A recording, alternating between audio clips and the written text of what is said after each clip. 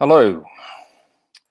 Welcome everyone this afternoon to this panel discussion about Earth Canvas, which is a really fascinating project that has involved a bunch of leading contemporary environmental artists working with regenerative farmers across southern New South Wales.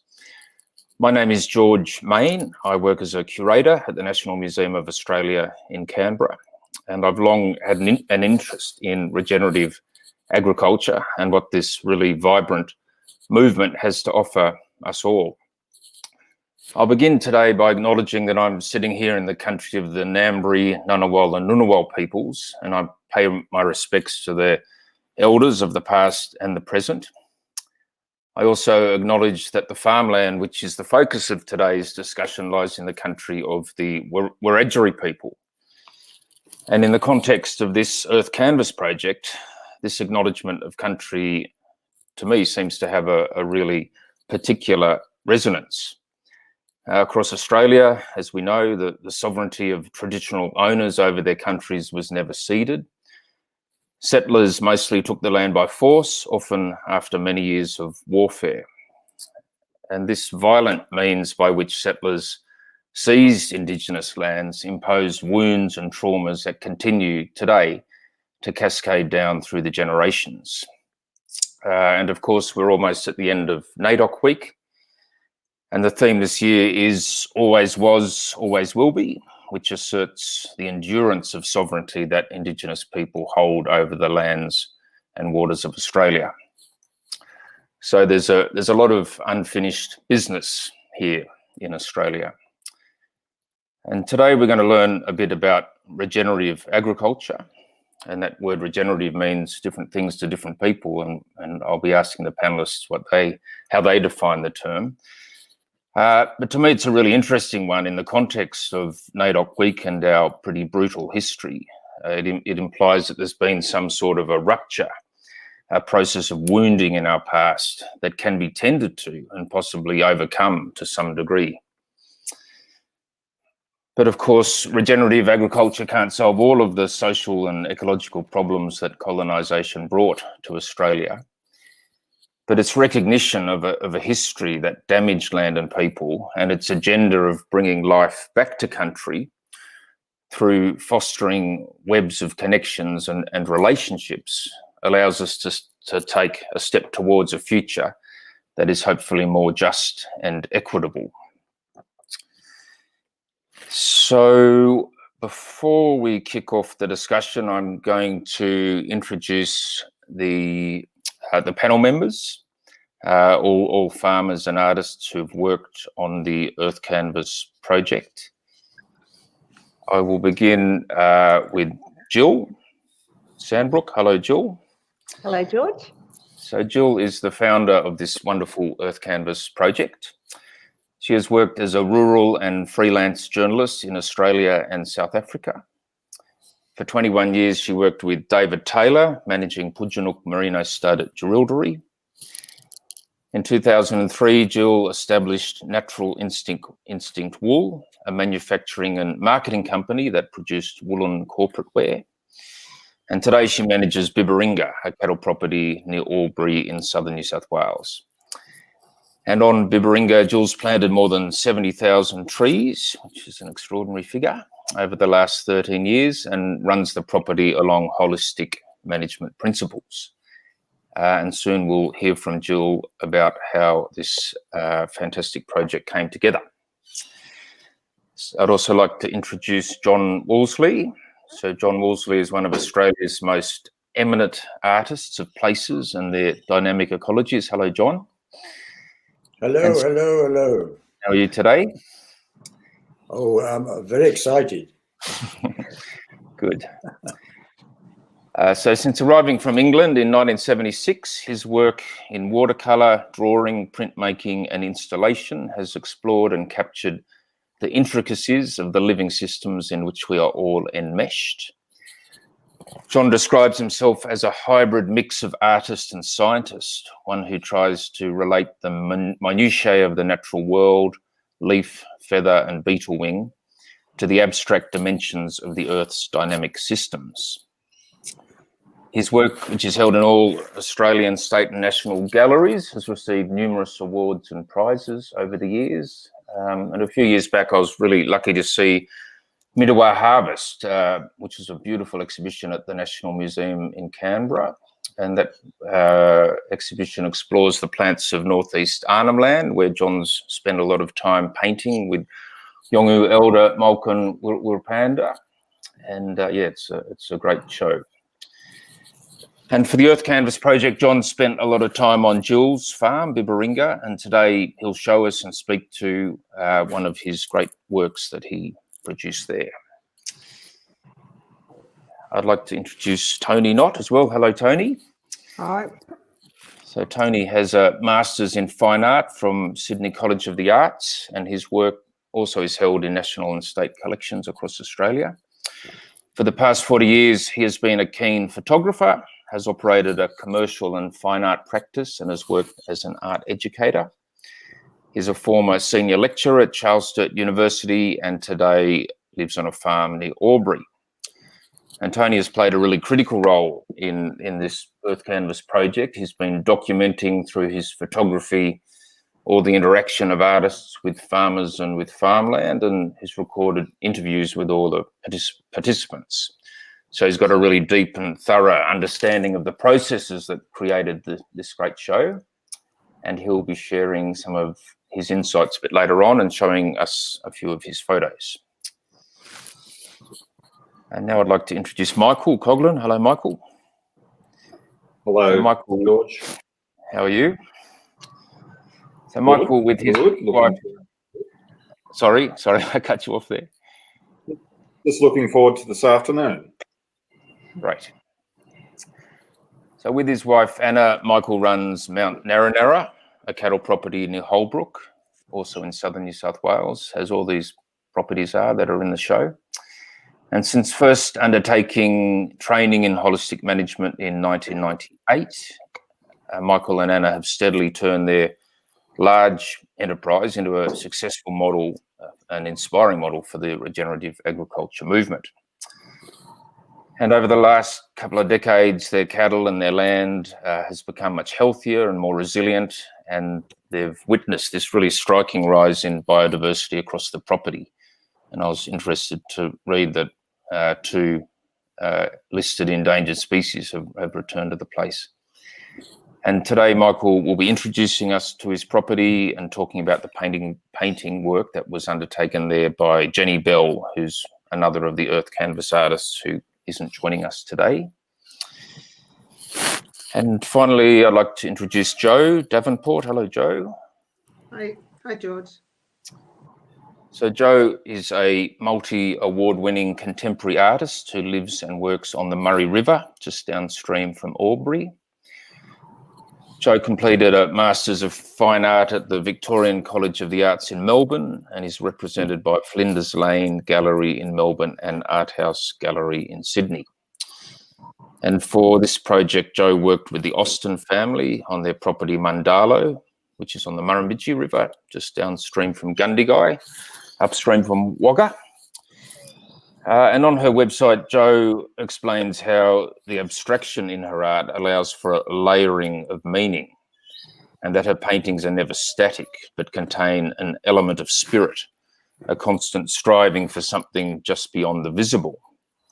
And when I read those words, I thought they really helped us define where we're heading today in this conversation, as we'll be talking about the thinking and the feeling that underlies regenerative agriculture, and how these wonderfully talented artists like Joe and John can really capture and communicate something of this invisible but very influential and formative terrain of the mind and the heart.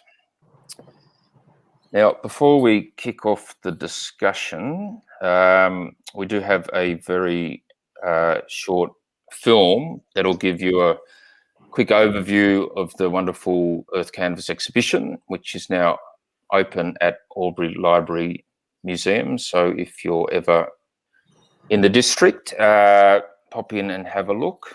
But anyway, now we'll kick off and have a look at the show.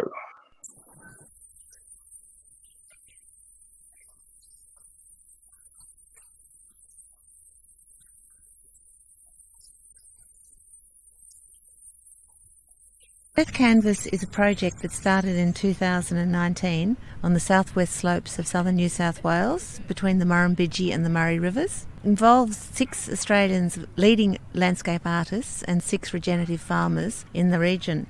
And the artists were asked to go and visit the farms for a period of time and come up with a body of artworks that reflected their experience learning from the regenerative farmer. And in November last year, 2019, we had 6 open days where the artists, the farmers and scientists and educators invited people from all walks of life onto the properties to learn about the experience of farming and artists. So we were asking the artists to give an interpretation of how they see the landscape, and then the regenerative farmers talked about how they see the landscape after learning from the artists. The artists involved were Jenny Bell from Goulburn, an artist as well as a regenerative farmer, Joe Davenport from Albury, an abstract artist, Ros Atkins, a printmaker from Melbourne, Idris Murphy from Sydney, Janet Lawrence, an internationally acclaimed artist from Sydney, and also John Wolseley, a landscape artist, ecologist from Victoria. Tony Nott, an art photographer, also documented the whole process. Joe, just would like to ask you, how was the experience of working with Earth Canvas? It was a rewarding experience working with Earth Canvas and seeing how the regen farmers work, seeing how they work with nature, not against it, working with what comes their way, giving back more to the land than they take, and still make a very good profit out of their farms. Really the way forward.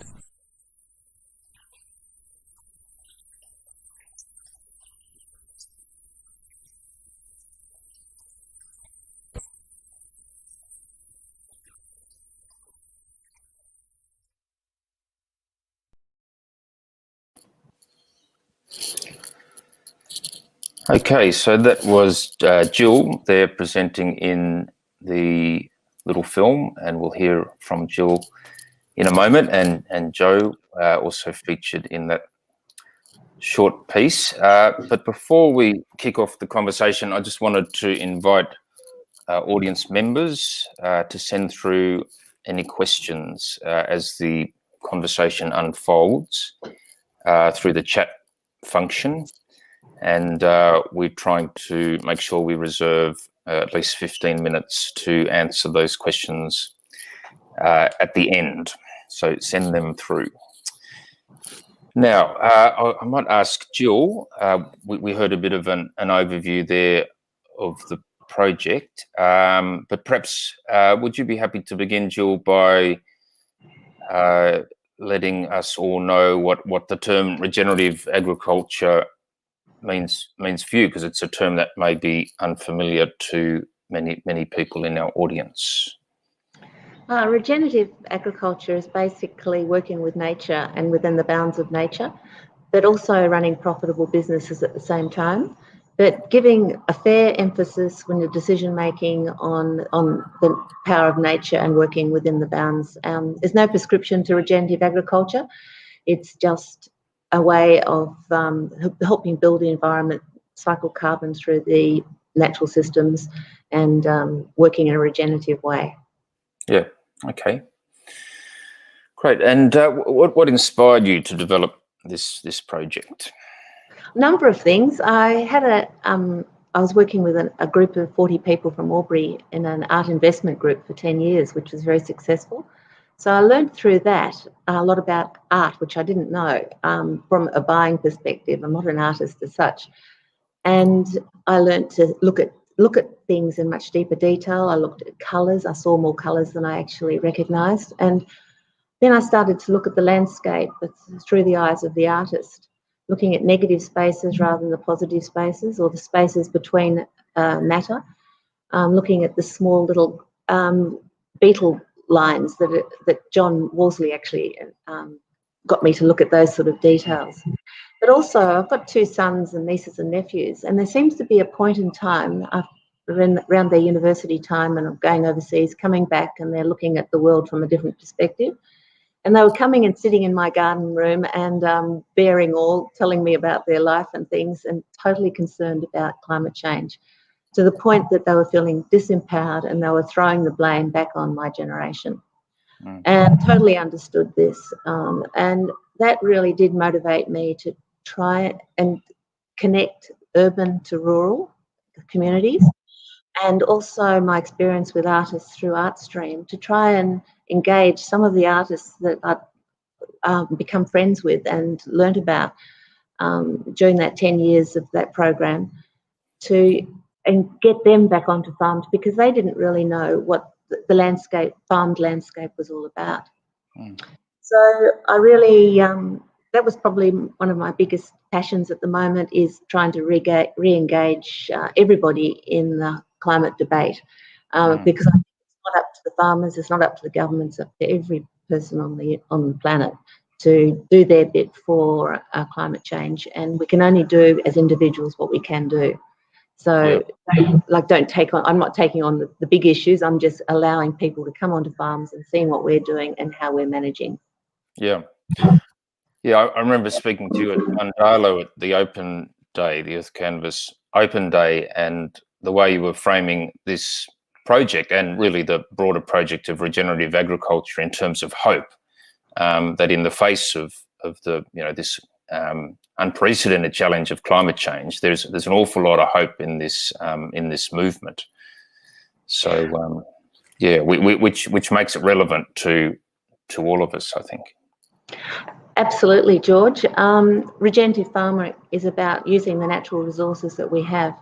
So the natural resources are the sunshine, which is our core energy, the process of photosynthesis, that's taking the sunshine, taking the carbon out of the atmosphere and storing it into the soil and feeding the microbes, the fungi, and also growing grass. And then, of course, the water cycle, which is the rainfall and how that moves through the landscape. And also the community dynamics, how all those systems make one ecosystem function. So we are part of the solution. Anybody that's managing landscapes, even your backyard, and growing trees and plants, and how you process the wastage that comes out of your household, we're all part of that climate change solution. Yeah. I get what you're saying. Now, I think we've got a few photos of the Baringa. It'd be great to see those, because I think really what's at the heart of this project is the country itself. So would you like to speak a bit to these photos, Gill, and give people a sense of the character of the country which John engaged with when he was working on your place? Yes, sure. Thanks, George. This photograph's taken at the top of my place, and I'm managing the property when I've got cattle on, with one mob of cattle that move through the landscape. I've got 70 paddocks, and I rotate the cattle, that one mob, around the paddocks. So they could be there for 1 or 2 days, depending on the size of the paddock. And the reason I put this photograph in, because it's a high point looking down over other farming property and looking over the Hume Weir and beyond into Victoria. So really what I'm trying to say there is that what I'm managing on my place has an impact on the properties next door and the wider community. In fact, any water that runs off the Baringa is only 6 or 7 kilometres from getting into the Murray River, and even less on this southern side because it can flow straight down. So I'm trying to slow the flow of water off the property, and by doing that, I'm maintaining grass cover for 100% of the time, 100% of the year. So for me, grass cover, being aware of how my management's affecting other people, is a really big consideration. This image, it triggers me to think how my canvas is the property.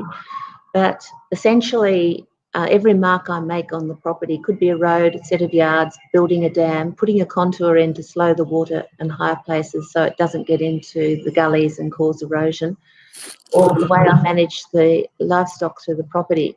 They're all marks on the canvas, and it's affecting my business, and it's affecting other people's properties and the whole of the country, basically, as we're all connected. All our landscapes are connected. Just because there's a wire fence around the boundary fence doesn't mean to say that we're just thinking about our own properties. Part of Earth Canvas and a part of Bibberinga is engaging people and trying to encourage people to come back onto farms.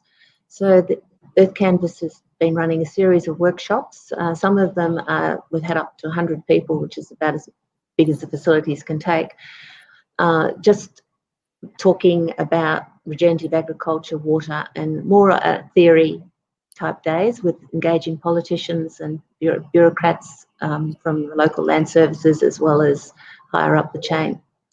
So these workshops have been hugely successful, and we've also run them with the artists. So the 6 artists have been running workshops last year, which funded Earth Canvas because it's a non-profit organisation. And so to this point, it's all been money that's we've accumulated between ourselves, with the artists, the farmers, donating their time, their artwork, their tuition. It's just been a huge job from a lot of people. So engaging all these visitors that come and letting them hear the stories from the artists and the farmers has been a big part of Earth Canvas. Yeah, wonderful. I think that idea you raised of agriculture itself being an art is an interesting one, and we should return to that later in the discussion, I think. Yeah. Yeah, so we might now turn to John, who was working on Gill's place, and we've got a work of his to have a look at a bit later on. But John, I might begin by mentioning your writings and how you've written about the way that artists can notice and draw to the surface the nuances and complexities of a place, and you know you're a real master of that in your art, and through this process really allow people to see and understand land in a new way. And I was hoping that at some point you might be able to describe some of the characteristics of Bibberinga, and we've just seen some beautiful photos of that place. Some of those characteristics that you noticed and captured and communicated in your work. Yeah. Oh, yes. I'd love to describe that. But first of all, can I say across? I'm in the Whipstick Forest in near Bendigo, so I'm talking to you, all you New South Wales people, you know, from a position of superiority. I'm not quite sure what I meant by that, but George, you said something rather wonderful to the Border. Is it the Border Times? You said this exhibition causes us to fall in love with the land which nourishes us. I thought that was so beautiful. And I thought it describes so well what the painters of landscape, we painters, have tried to do down the ages, how we've revealed and shown the nature of the earth and its teeming organic life to the people who live in it, and also to love it and to connect with it. And I'm very fond of the words reveal and revelation, which are absolutely key words for me as an artist, because I feel that we painters of land are not just about making beautiful images of landscapes for the walls of our middle-class friends. It's about very passionately, I want to say that the great artists, the landscape artists, actually showed how the primary elements of this cosmos all work together, rather as Gill was saying. Geology, water, climate, vegetation, all combine and move in a great dynamic whole. So the artists that we absolutely adore, we landscape types, like Caspar David Friedrich or Turner or Cezanne or Streeton or Fred Williams or Tim Lura Jabajale, and the artists in this exhibition, I feel they from them we really can experience and feel the total dynamic. Now that was my little rave, but I'll answer what your question now. I have to say that the rave was something I do because my grandfather was an Irish preacher from Dublin, and he did very good sermons, and he sort of he liked to do a bit of a rant. But now that was a great rant. Thank you for that. Oh, thank you.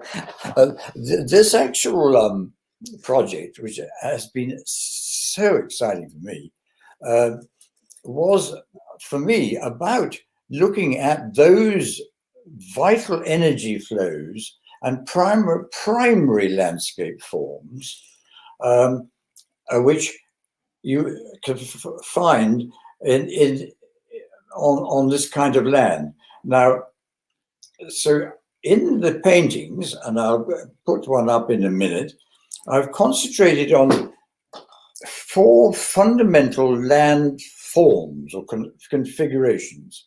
So first of all, we've got the wonderful rounded hills and deep valleys of that land. I wonder whether, could you put up the painting that that you've got there? And then in this painting, I've tried to show how the water flows down the sides and into contour banks, which send the water round the contours. Now, I wish I had one of those pointers, but you'll see some of these features that I'm talking about, I hope. So the water goes round the contours and then percolates down the hillsides. And then you can see on the screen how there's these paddocks and rounded hill shapes. And then you can see the almost cubist slabs of replanted trees. You see, I'm gesturing away rather feebly, and no one can see me. And so I've tried to show in this painting how they act as filters, which slow the water moving down until it meets the creek, and then there's these amazing chain of ponds. Can you see in the top part of that the river, the creek goes into these chains of ponds? Now, yes. I've got the incredible. Can you see that on the painting? Yes. Yeah.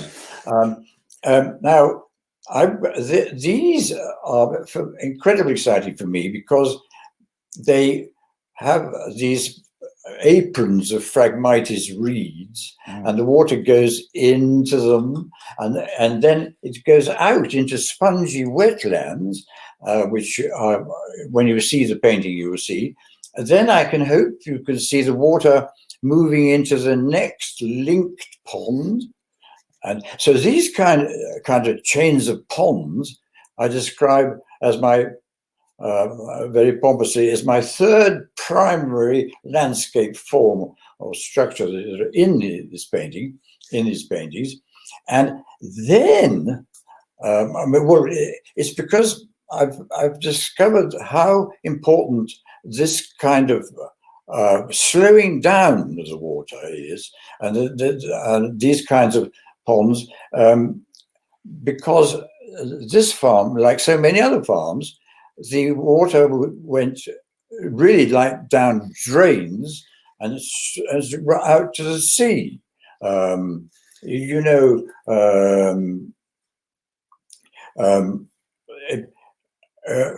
here, so much of this is slowing the water down. So several of my titles I've talked about the fact that it's about slowing the water down.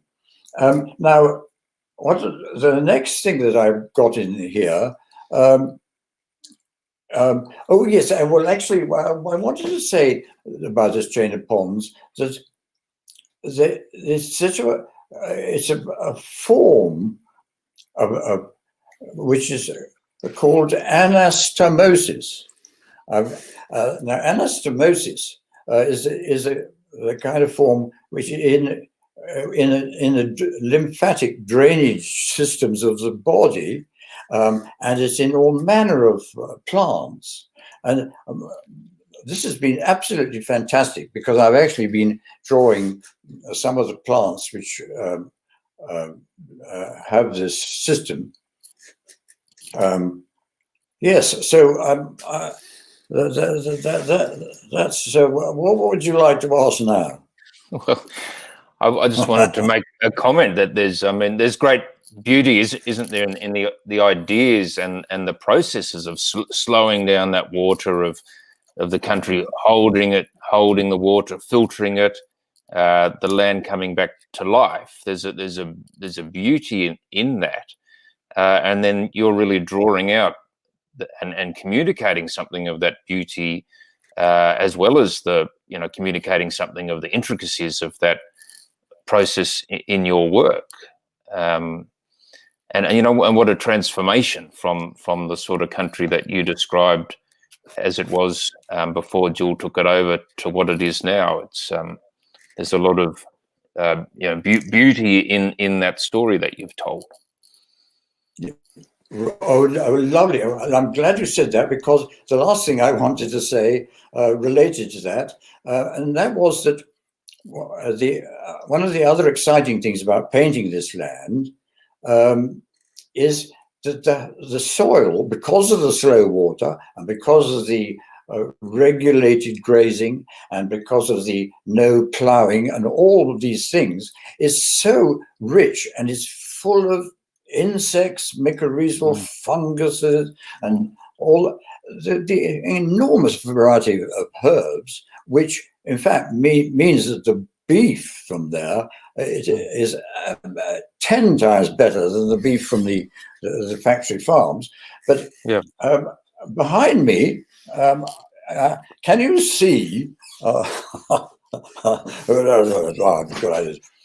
There's a painting which is the one I was doing when it was too late to put in the show, but this shows the cicadas and butterflies hatching with the kind of chain of ponds and things all up here. And I wanted to put them to show how fecund and rich and living that landscape is. And what's rather wonderful about this exhibition is that one of the other artists, Jenny Bell, who is a simply marvelous artist, her painting is all about what's under the soil, which we don't see, that was terribly exciting for me to have that in the show. There's a whole ecology there, isn't there, that often is overlooked but is critical to restoring country. Good. Okay, well, we might move on. So we've still got time at the end for questions. So thank you very much, John, for all of that.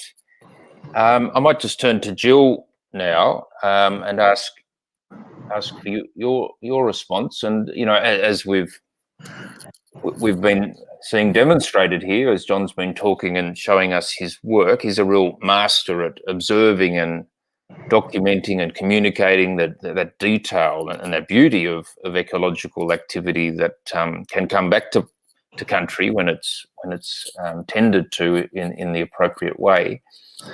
And I'm wondering if the artworks that John generated on your place, Gill, that whether they were revealing any characteristics of the place that you hadn't noticed before, and whether perhaps you see your patch of land a little bit differently now.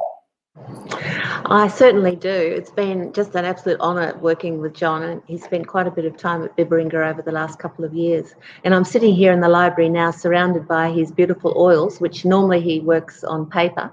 The paper studies are behind me, but the oils are to my right. So it's just been lovely listening to him talk about them and me sitting amongst them.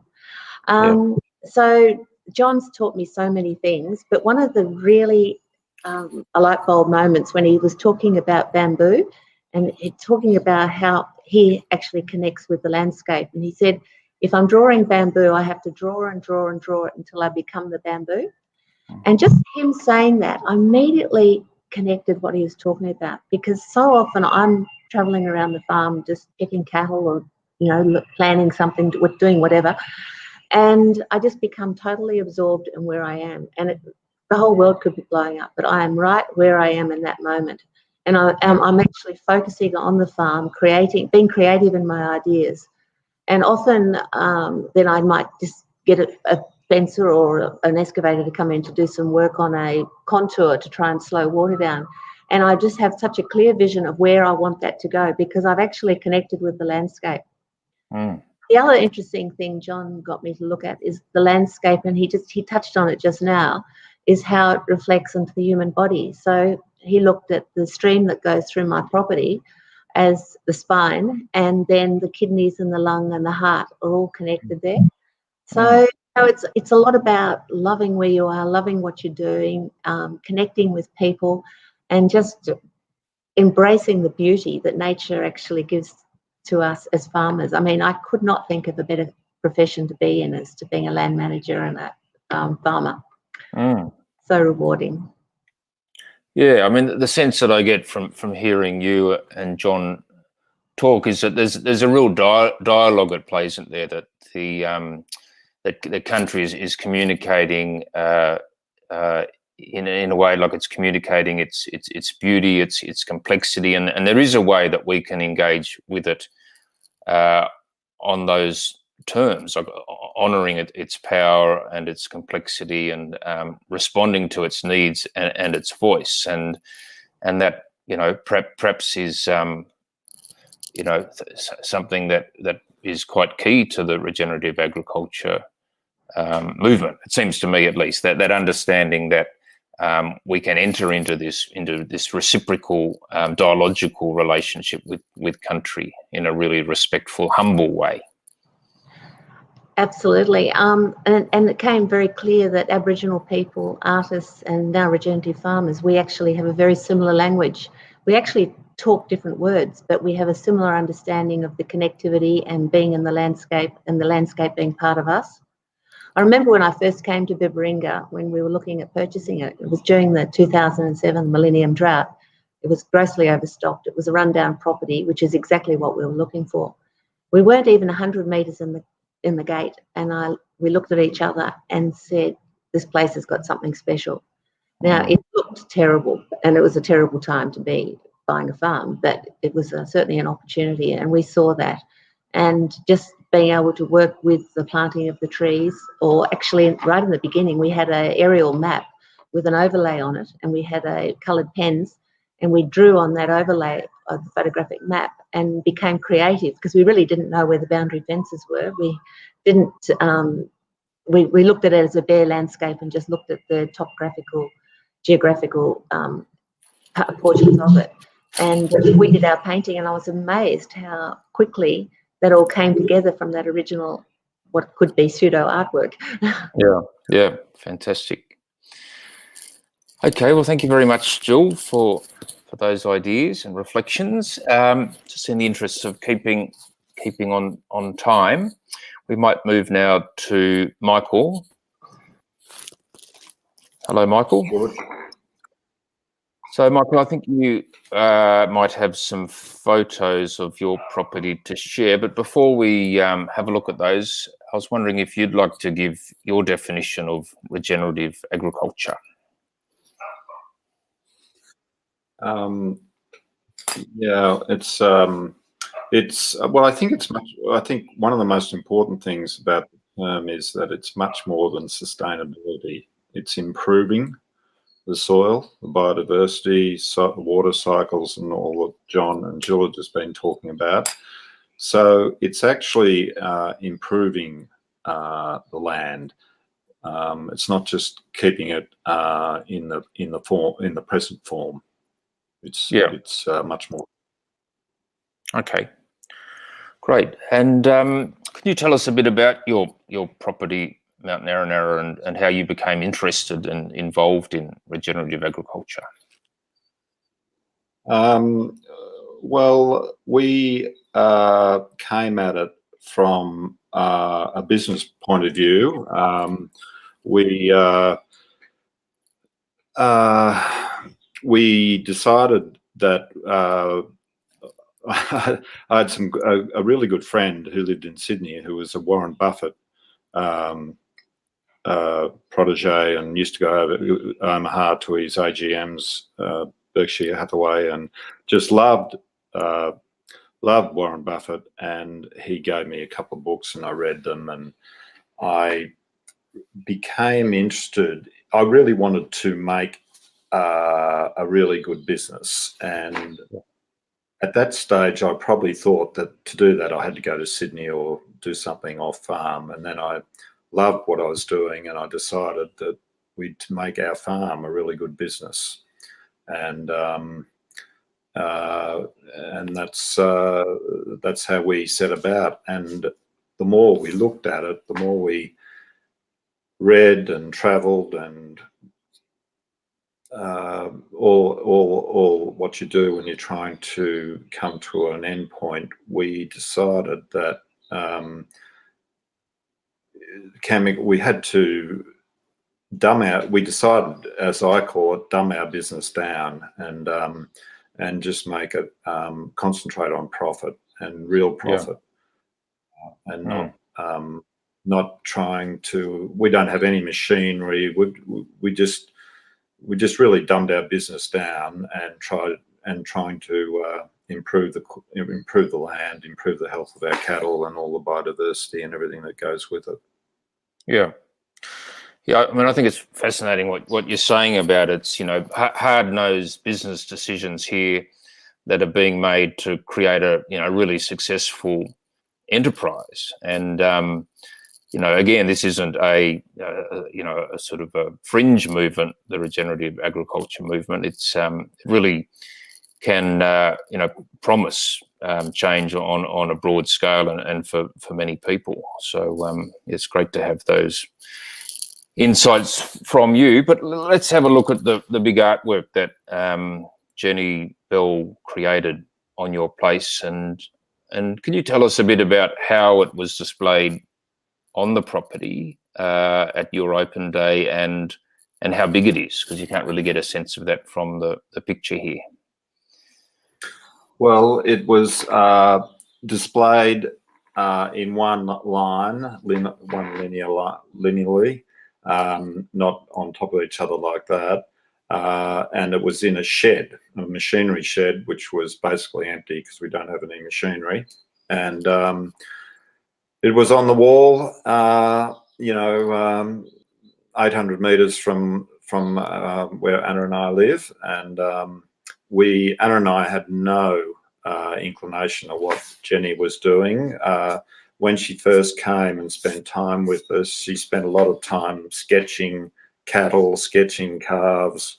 Anna, my daughter, and I were weaning, and she spent all day just drawing cattle. And then this turned up. So it was a bit of a shock, I suppose, in a way. But it's just really, there's more. There's a saying: there's more stock underground than there is on top of the ground, and I think this sort of really highlights that, and the diversity and everything that's in the soil and that needs nurturing with organic matter, and or what Gill and John have been talking about. Yeah, so these are representations of critters that are there in the biology of the soil. Is that right, Michael? Well, I think that's how I read it. Yeah. Jenny's very shy. That's my reading of it. Okay, so it looks like nematodes and God knows what, fungi and all sorts of things that you might find in the soil. So that's my reading of it. Yeah. Okay. And I read that that you joined up with this project because you were interested in just seeing how an artist might interpret your farm. A place that, as you described it, you're blinded to by familiarity. And I'm wondering whether, through working with Jenny and being part of this project, you look at your place a bit differently now. Well, definitely. I find it hard, to put my finger on it. I'm sorry, but Jenny is doesn't go out and she's not a loud person, and we talk. We ended up spending a lot of time with her, more over dinner than anywhere, I suppose. But she was wandering around everywhere, and it just she's passionate about regen agriculture as much as we are, so it just went hand in hand, really. Yeah. Yeah, great. So what do you see as the value of this project to the broader public? We sort of talked about what it's meant to the producers, but what do you think the average Australian who might not know much about farming or art, what does it offer to them? Well, I think it brought it, as Gill said, it got people on farms. People that maybe not normally would go on farms. I think that's one of our biggest problems in farming. The perception of farming is a huge disconnect, and I think art's just a fantastic medium to connect. And all the works are just fantastic, and they're all zeroing in on regen ag. They're all and particularly under the soil. But anyway, it's so we've had quite a bit of feedback about it, and yeah, it's the movement, and that comes in many forms, I suppose, and this is definitely great form. Yeah, that the way it's drawing people into to an understanding of that complexity ecologically that is characteristic of the movement is something that I've noticed. Yeah. Okay, well, thanks very much, Michael, for all of that. Now we might move on to Joe. A little bit behind time, but not going too badly. Hi, Joe. Yes, so you were doing your work on Mundalo, the property owned by the Austin family. I was wondering if you had a few photos there you'd like to show of the property and describe it to the audience. It's a photo of Mundalo. Mundalo is farmed by Nick and Dee Austin and their two young children, and it has been in the Austin family since the 1940s. It is a 1,450 hectare beef cattle enterprise property situated on the banks of the Murrumbidgee River at Mundalo, just near Gundagai in New South Wales. And it comprises of river flats and open grassy slopes that have been contoured. The farm is divided up into many paddocks, so Nick allows Nick to move his cattle around so that to spread them out over the farm, so to keep the grass at the right level, so not taking too much from the paddock at any one time. Yep. Yeah. Great. Okay. Thanks for that. Looks like a beautiful place. It is a lovely place. It's a really beautiful place. And then I visited the farm probably 3 or 4 times during the course of the Earth Canvas project.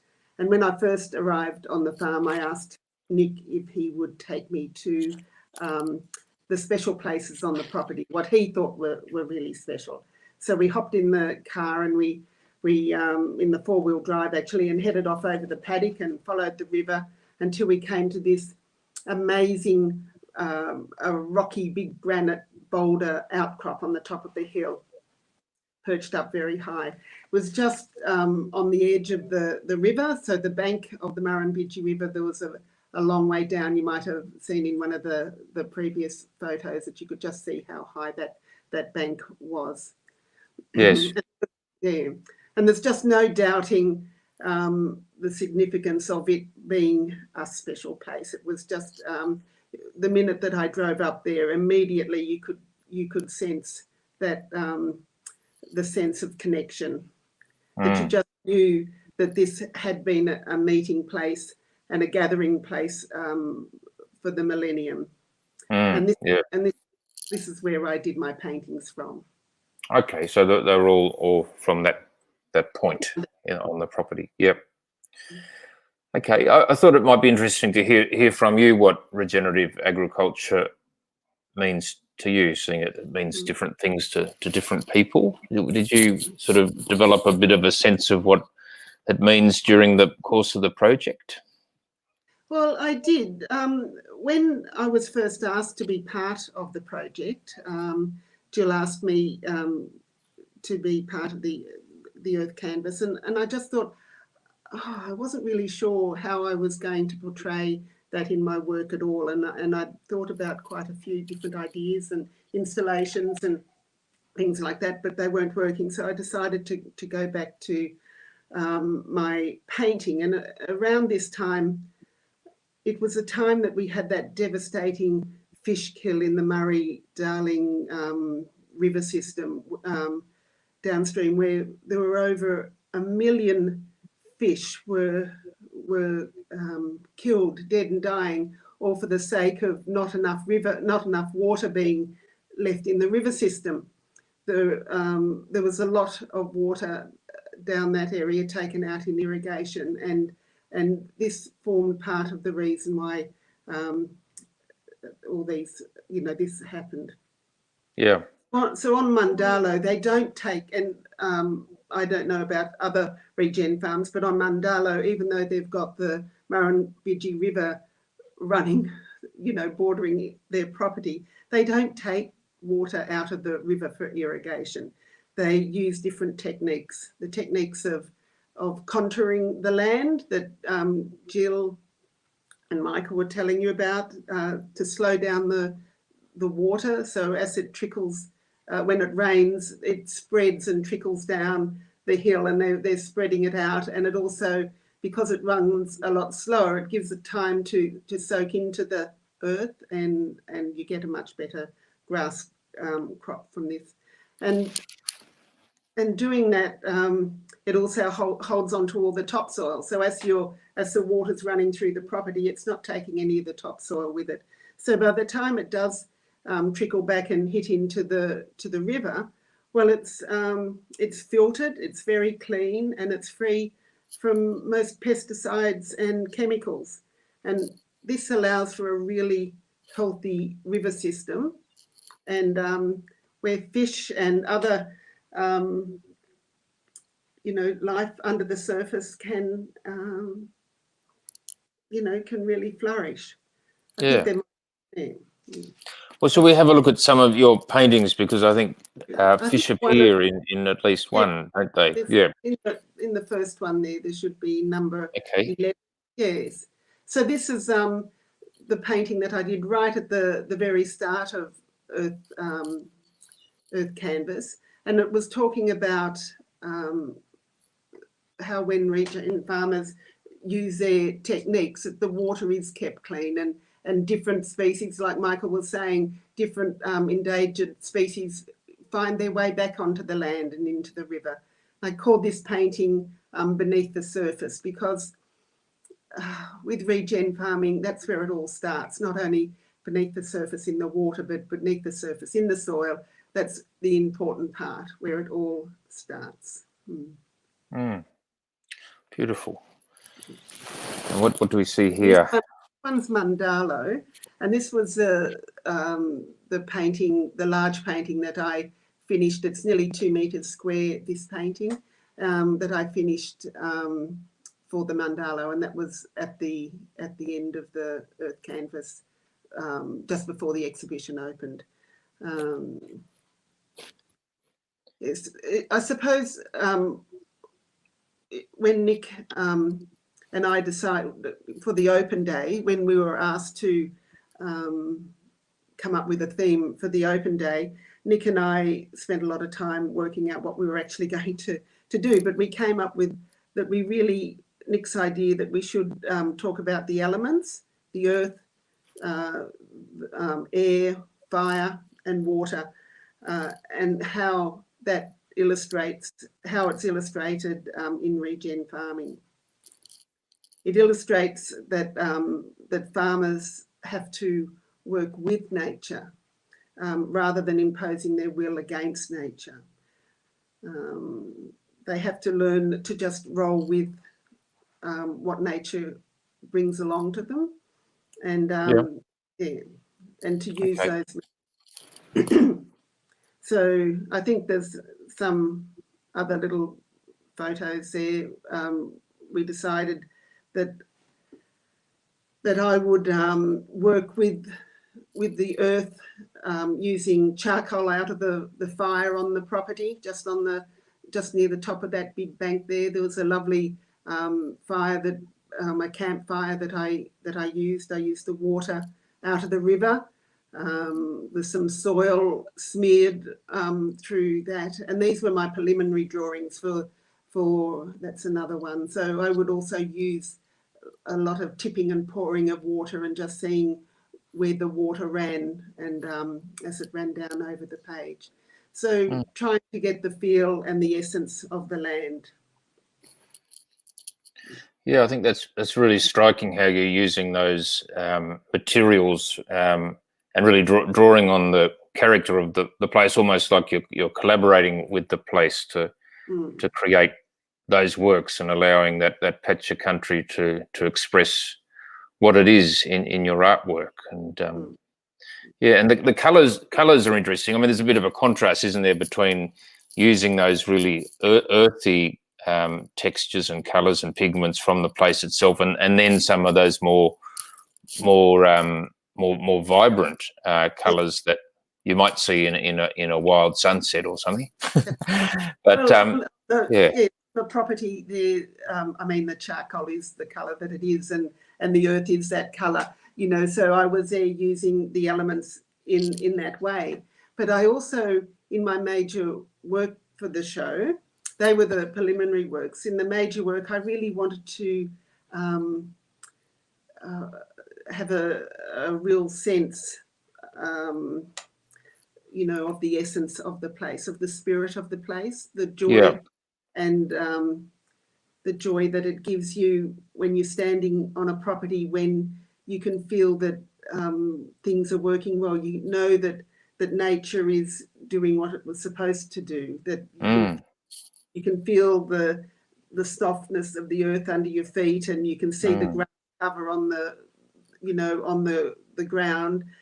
You can see a very clear, fresh water flowing by in the river, and it does fill you with this absolute sense of optimism for the future and a certain joy of being on the landscape. And they're the, to me, that conjure up that feeling of optimism and joy for the future of It's fascinating how it really serves to you know, place you know, within that terrain in a way, through that emotional response that people are responding to the beauty of the place and the joy that it's coming back to life, and communicating it in that way it's interesting.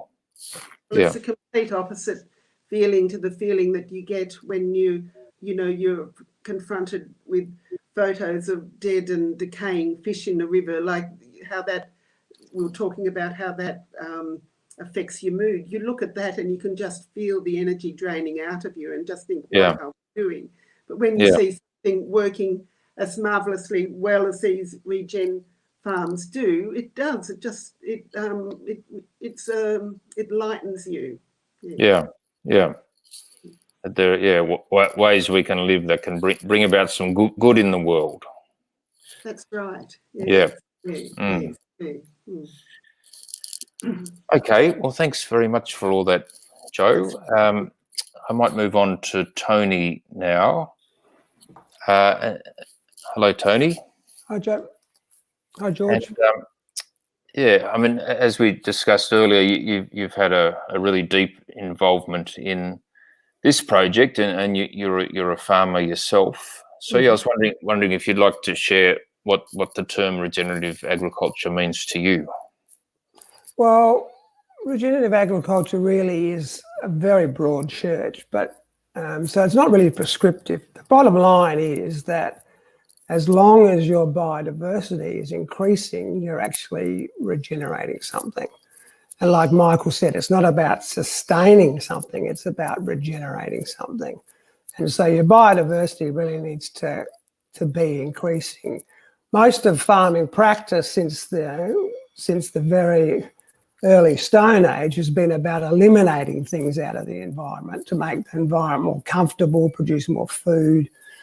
And of course that happened in the 50s when you have the Green Revolution and pesticides and herbicides, and fed a lot of the world, but by reducing the biodiversity. And I think that's sort of come to the point now where that project's just about exhausted. So we really need to think about making the environment just not for us as humans, but also increasing the biodiversity and making it for all life.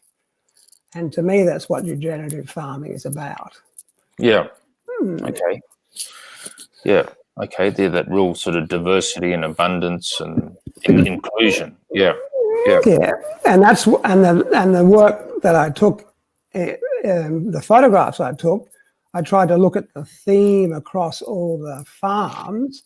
And of course, it's about the soil biology, and that's the thing that's really, because a lot of people don't see, they see increasing biodiversity as just a few birds and some trees, but it's, as Michael says, the stock in the ground is more than the stock above the ground. Yes. So my work kind of concentrated on, although I didn't use microscopes, I sort of looked at those very small things that you don't probably notice on a farm that's actually increasing the productivity, breaking down dead trees, turning it into something that the plants can then use to grow more food. So it's really the work of all those microorganisms, all the soil biota, that's really increasing the production on that property. Yeah. And I think that's really what regenerative is about, is sort of like making the soil much more active, and all the little critters can live, and the beauty of all those things. You can see in these little beetle tracks here, it's all very quite lovely. Yeah, it's works of art, aren't they? Yeah. Yeah.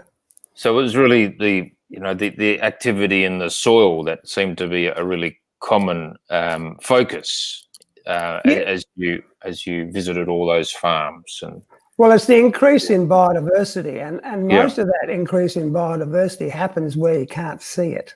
Yeah.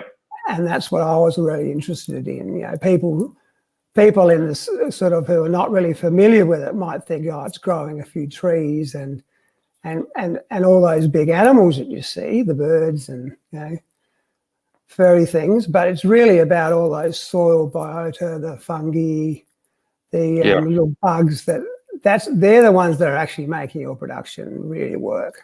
And that's the thing that's bringing the landscape back to life. Yeah. Okay. Mm-hmm. So as someone who's an artist and an art educator and has been really involved in the art world for a long time, I mean, it's really interesting to hear about those practical and technical sort of ecological elements. But in terms of having artists involved in this project and putting on a show that's hopefully going to travel the country and hopefully come to the National Museum. Yeah. I'm wondering what you really think that artistic approach can offer to the wider public. Well, artists are really, in a sense, they're like the canaries in the coal mine. They're the people that notice the very small changes that's happening in the world. They look at things in a very, very deep way, a very emotional an engaging way, and they're the people that notice anything. If anything is going to happen, it'll be the artist who knows it first. And of course, with the regenerative farming, it's that involving artists, they can start to then communicate some of those ideas to the rest of the world. And I think art's really important in that, it looks at the very minute details that other people might miss, and it communicates things on a very deep emotional level that you can't communicate in words or in anything else. You know, like it's that thing of like where art engages people on an emotional level. I think that's really important. Yeah. I mean, I think, what you're saying there about, sort of new and emerging ideas and really a mood that is, occupying us across the world today. I think it's fascinating how, when Gill invited a whole bunch of these, really talented leading environmental and contemporary artists to join the show, they jumped on it because they can see that this regenerative agriculture movement is, it's vibrant, it's growing, it's new, it's relevant, and it's it's meeting a need that we have at a cultural level as well as at a practical level to address a lot of these big issues that we're facing in the world today. Yeah, well, artists are the ones who really feel the zeitgeist of the times, and obviously they're picking up on all that. Yeah, for sure. Okay. Well, thanks very much for all that, Tony. Now, we've been able to keep pretty much on time, which is great. And there's been a few questions coming through for the panelists. So I'll have a quick look at those. And there's one here, I think, directed at Gill. So I will direct this one to you, Gill. How does the marketplace respond to agricultural products produced on regenerative farms? Well, good question. Yes, it's happening, definitely. From the farm's perspective, there's a few programs. The one I'm involved in is called Land to Market, which is run by the Holistic Management Savoury Institute, but it's an international organisation where we've got environmental verification of outcomes. Each year a property gets tested for soils and water retention and biodiversity. It's a full day on 10 different sites on the farm.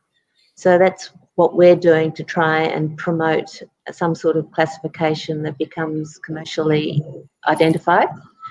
I'm also working with Provenir, who's a group of people from Victoria who have a mobile meat processing unit that travels around onto farms. And it's only small scale, but they're doing 10 to 15 animals a day, which adds up over a week, and processing on farm and selling them as grass-fed meat and no antibiotics, no hormones. So healthy meat with good omega percentages, omega-6 and omega-3. And there's also vegetable farmers, grain farmers, Woodstock Grains at Savanac. They're growing on heritage organic on commercial level, selling tons of stone ground wheat.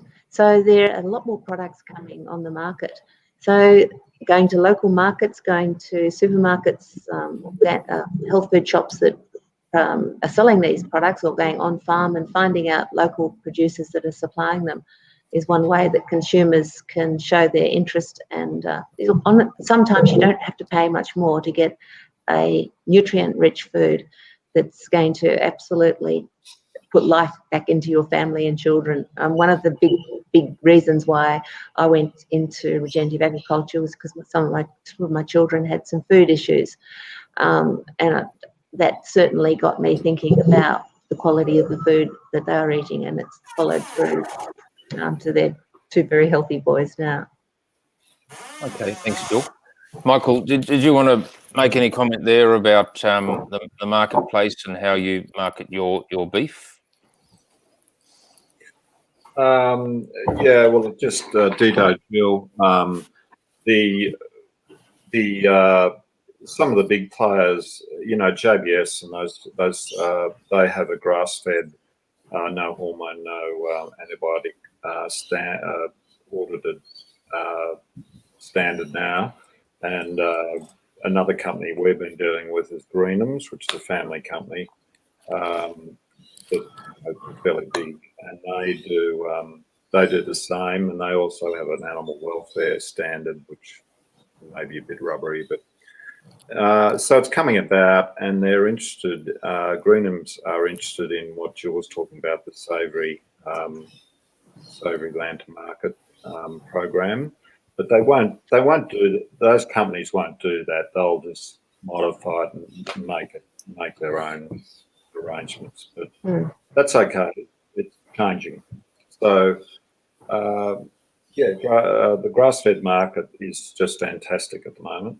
It's making more money than feedlot beef, and they just can't, they can't get enough of it. So I think people are aware that the health benefits of grass-fed beef, and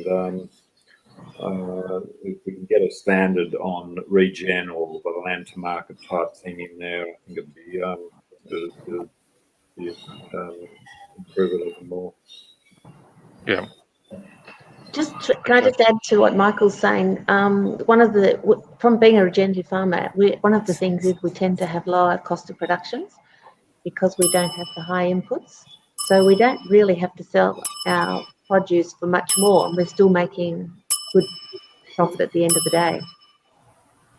Yeah, fantastic. Yes. Okay, we've got another question here from Joe, and it's a question for farmers, but I think it could also be a question directed to the artists.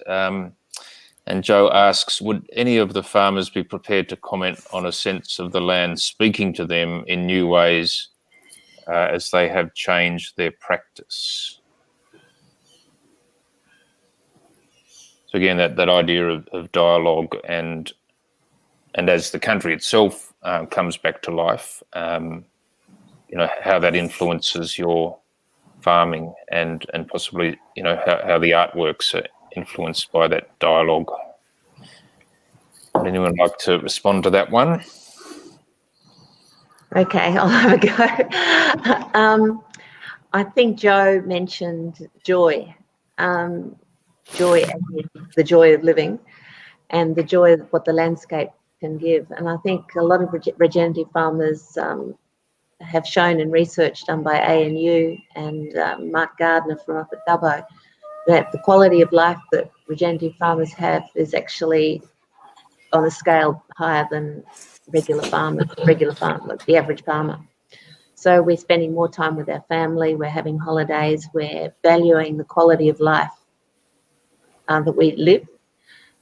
Joe's question probably didn't expect an answer like that, but I think that's a really important aspect of building healthy communities, even though it might be a small percentage of regenerative farmers in most communities. But if you look at those families, they are actually more often than not have more time to spend on those family and friends and quality of life issues. Would someone else like to have a go at that?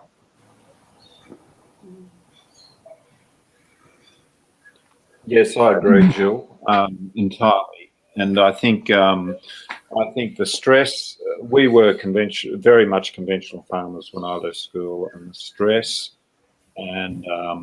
the stress on the land. And so now the land speaks to me, saying, thank you, and that's what I feel, and that makes me feel good. Regardless what the artists are expressed in those works is just another reinforcement of all that. It's the resilience of the land that comes through to me.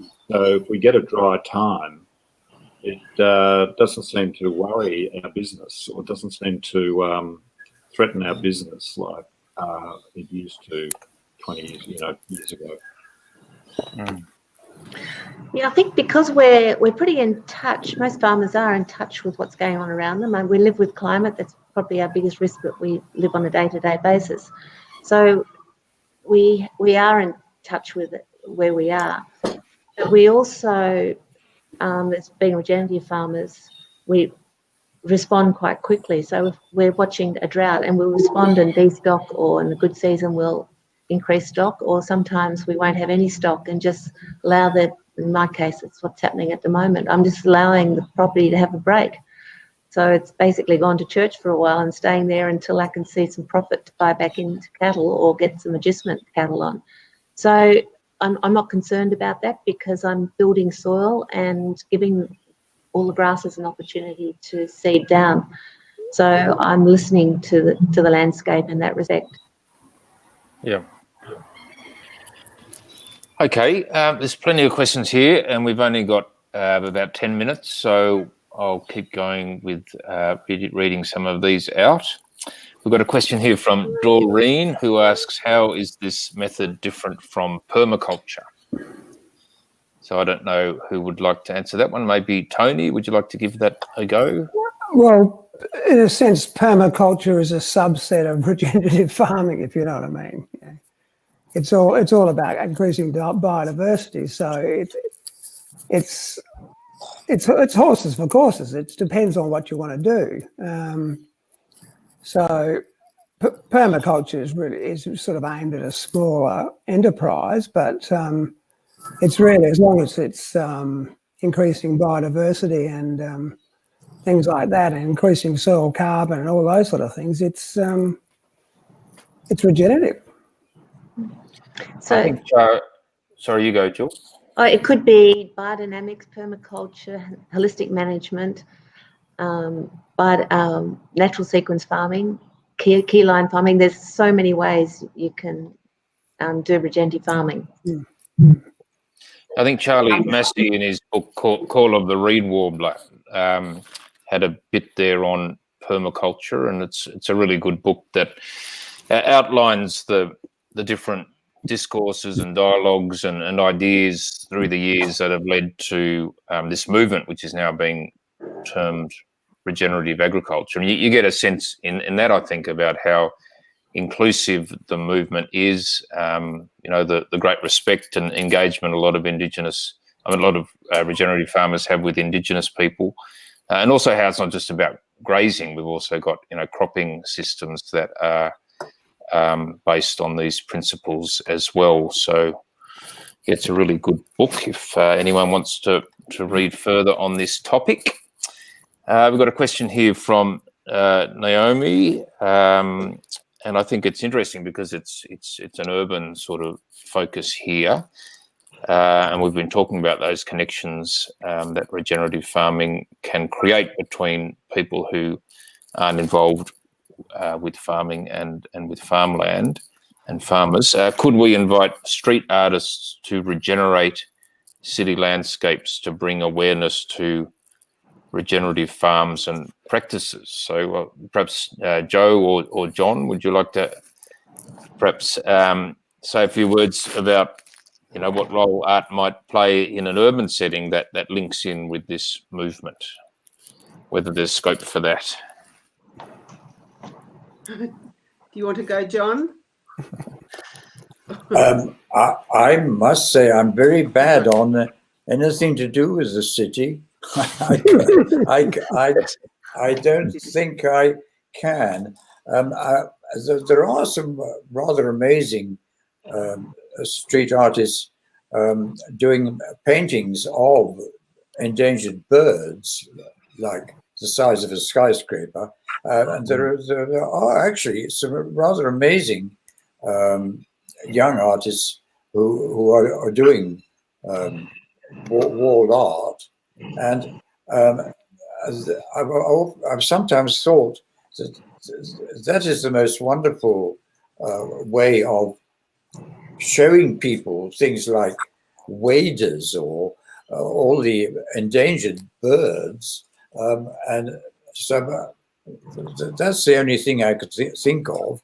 But now I've got the stage, as it were. Could I, just as we're going to end, could I say something about us spruiking the wonderful catalogue that is now online?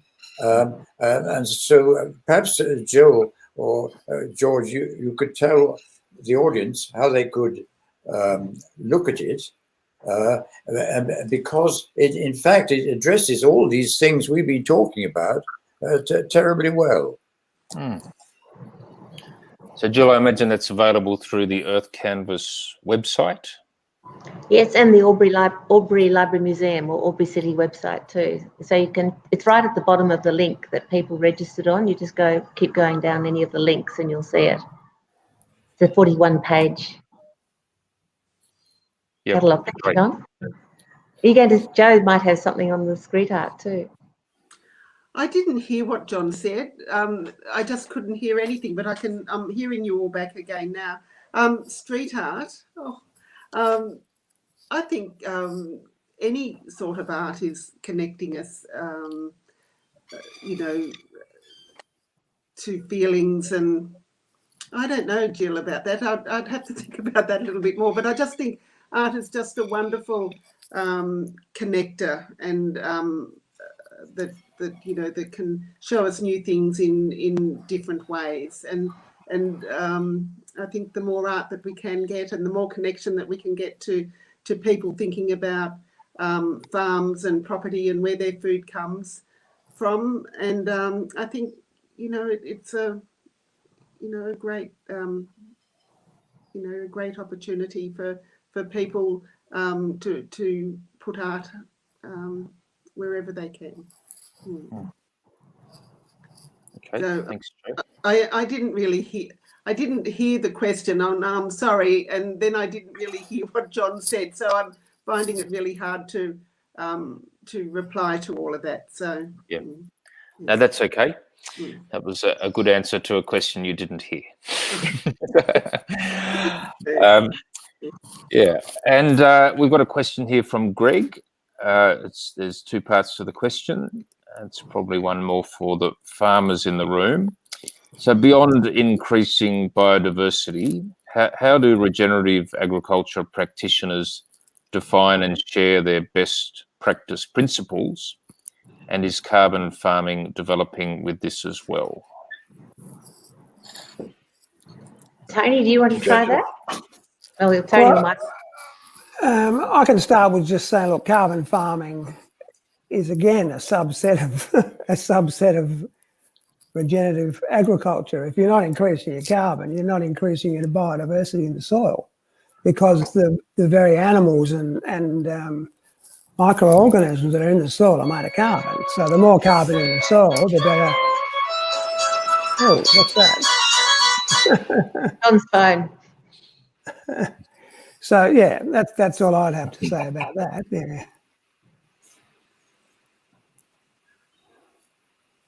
Okay. If there's no other responses to that question, I might go to one more. Michael, did you have something to say there? No, not really. I just think, yeah,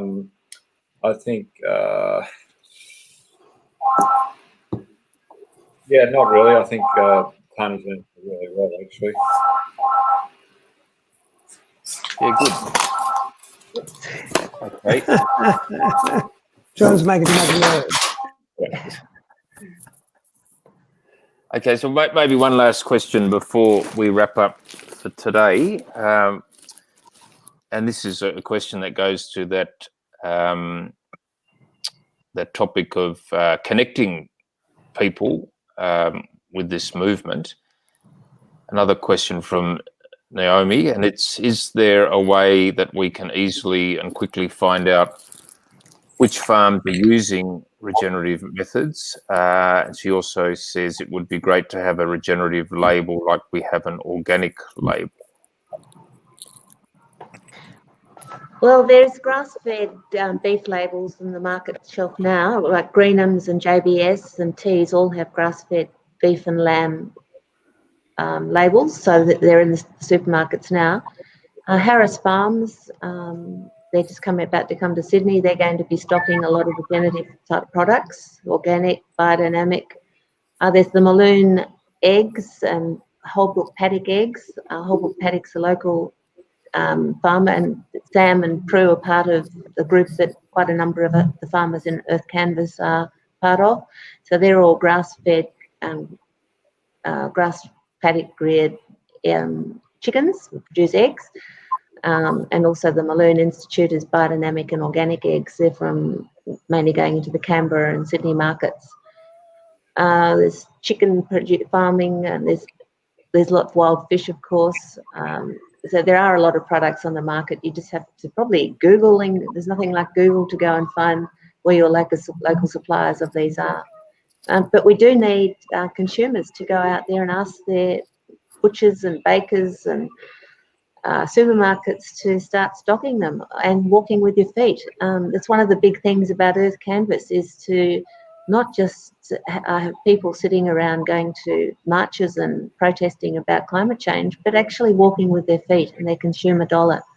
And I think this whole movement of the climate change, we have to, and to mitigation of climate change, man-made, we need to all be part of it and see us as doing it, not just talking about it, but actually doing it. And regenerative farmers and artists and teachers, the whole education system, universities, right from preschools, the institutions that are coming on side now, some of the bigger ones, CSIRO, we need to get them moving, and Department of Agriculture's, Land Services, all these institutions need to get educated in a different way of farming. There will be people sitting at home saying that how we're going to provide wheat and grain and rice and things regeneratively without chemicals. Well, there are so many biological preparations now that can be used that it's not an excuse. I mean, it's more like a decision making. They have to change their mindset to go out and get themselves educated and to make the changes.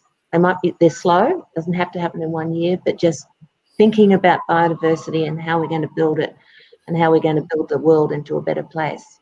So I think it's up to all of us to do it. So that was a little bit of a rave, but I haven't too much. That was great. Thanks, Jill. Yeah. So we're wrapping up now. I was just wondering whether any of the panelists had any last points that they would like to make before we say farewell.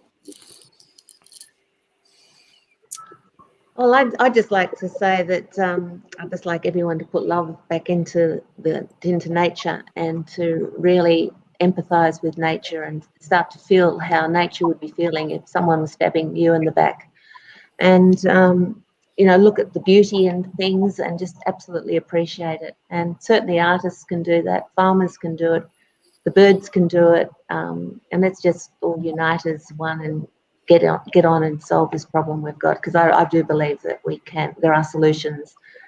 We got ourselves into the mess, and we've got the intelligence to get out of the mess too. Well said. Thanks, Jill.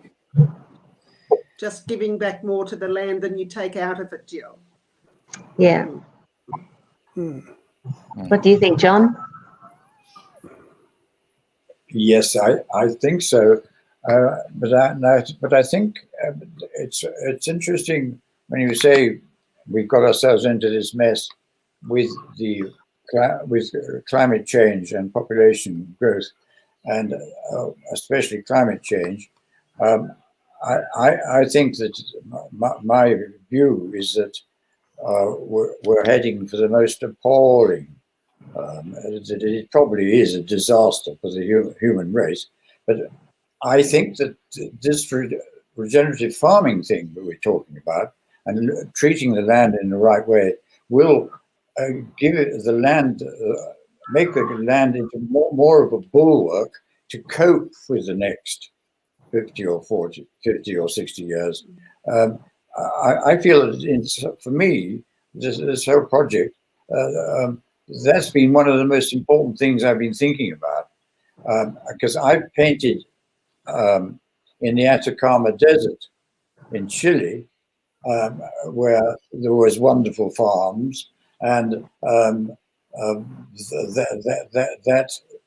was overcome because a lot because they didn't use proper farming methods, and in the Sahara Desert, which was all gone.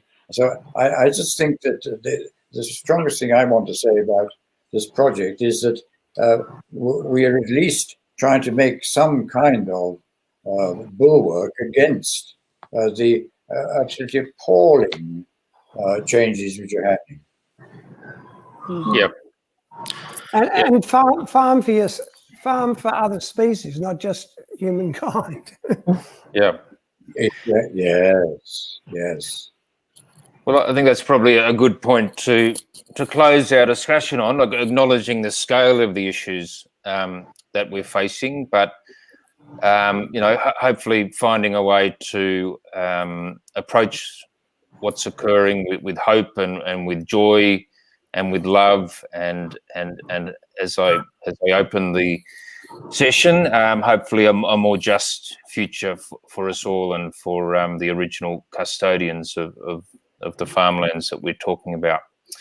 So thank you so much for everyone who has participated, all the panelists, everyone who's been listening to the discussion and sending through questions. Thank you to Albury Library Museum for organising this show.